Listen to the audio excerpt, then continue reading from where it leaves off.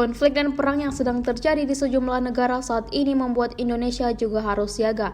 Itulah yang selalu ditekankan Presiden Prabowo Subianto agar Indonesia memperkuat pertahanan di militer. Terbukti ketika Prabowo masih menjadi Menteri Pertahanan, beberapa alutsista diborong dari luar negeri demi menjaga Indonesia jika saja tiba-tiba terjadi perang. Lalu bagaimana kesiapan militer Indonesia jika perang terjadi? Panglima TNI Jenderal Agus Subianto membeberkan beberapa strategi yang disiapkan militer Indonesia guna menghadapi situasi geopolitik dunia saat ini. Agus mengatakan pimpinan TNI akan tetap mengedepankan hubungan secara diplomatik militer dengan panglima negara lain.